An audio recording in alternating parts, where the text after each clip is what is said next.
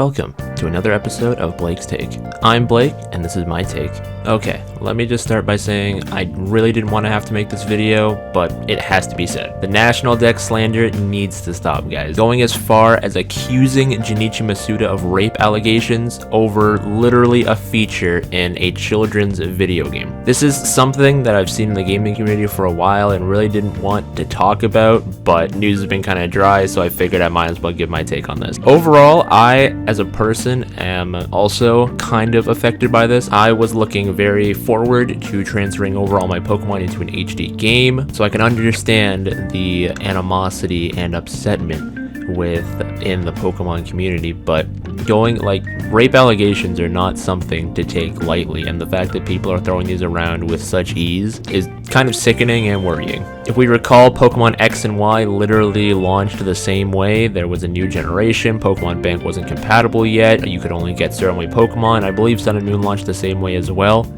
but people didn't freak out. No one cared because it was new Pokemon. But it seems like this time around, everyone was really willing to take Game Freak to court and just ruin everything. And I'm trying to fathom in my mind why this time it's different as opposed to 6th and 7th generations. Just like with 6th and 7th gen, you know they'll add support for future Pokemon. It's something that we know will appear in future Pokemon games, and I really don't think it's something that crazy to get worked up about. I know it's gonna hurt to see Maractus get in over one of your favorite Pokemon in the base game, but everyone will be here sooner rather than later.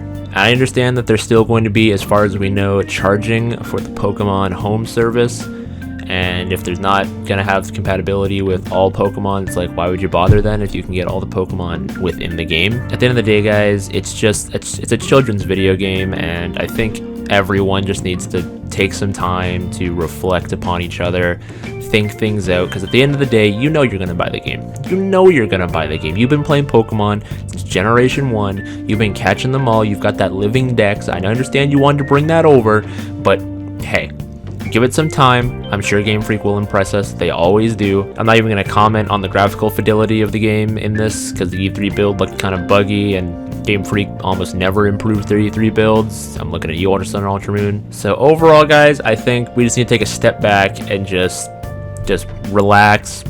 Game Freak knows what they're doing. They've been successful for this long for a reason.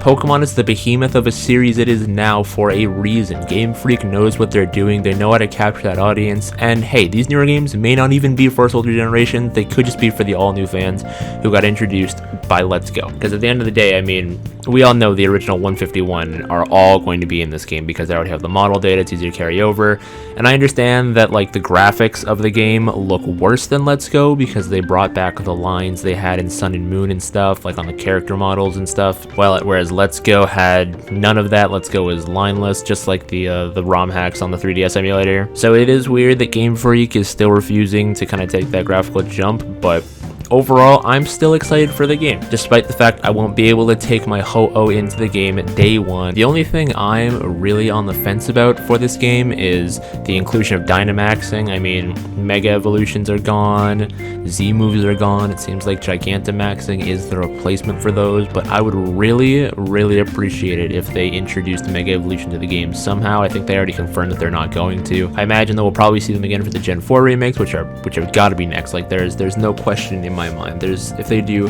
Pokemon Sword and Shield 2 and it's nowhere near as good as Black and White 2, then we can have things to riot about. But as it stands now, guys, the National Dex is not going to be in the game. Just give it time.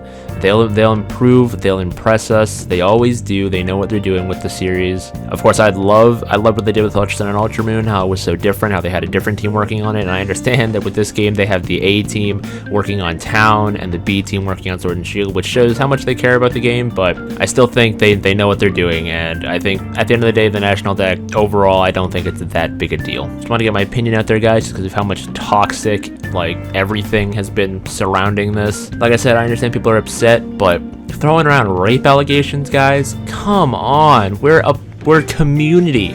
You can't just say you were raped by the director of a game because you're upset at something he's doing with his game. Come on guys, that's not cool. Either way, I think I've rambled on enough. Go ahead and sound off in the comments down below, give me your take, leave a like on the video if you agree with the things I said in this video, and suggest more news topics for me to cover in the comment section down below. I am Blake, this has been my take. I'll see you guys in the next video. Deuces!